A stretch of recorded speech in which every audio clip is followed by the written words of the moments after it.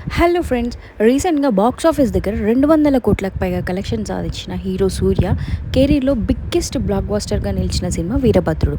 So దేవుడే స్వయంగా భూమికి వచ్చి అది ఒక లాయర్ రూపంలో కోర్టులో నిలబడి అవినీతిపై పోరాటం చేస్తే ఎలా ఉంటుందనేది సినిమా కథ. ఆర్జే బాలాజీ దర్శకత్వంలో వచ్చిన ఈ socio fantasy court room drama story ఏంటో ఈరోజు ఈ వీడియో క్లియర్గా తెలుసుకుందాం. ఓకేనా?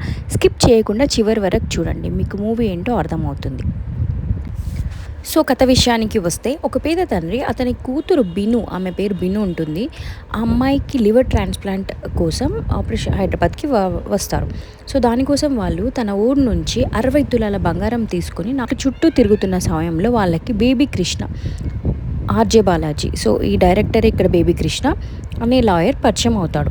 ఇతని పేరుకే లాయర్ కానీ పక్క క్రిమినల్ రౌడీలతో పొలిటీషియన్తో లింక్స్ ఉంటాయి.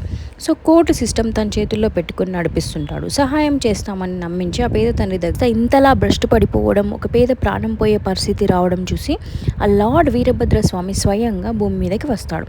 శరవణన్ అనే లాయర్ రూపంలో కోర్టులో అడుగు పెడతాడు. ఇక్కడే డైరెక్టర్ ఒక సూపర్ ట్విస్ట్ ఇచ్చారు. విలన్ బేబీ కృష్ణ శరవణ్ని చూసి, నువ్వు దేవుడు అయితే నీ శక్తులు పవర్స్ వాడకుండా ఒక సాధారణ మనిషిలాగా ఈ కోడ్.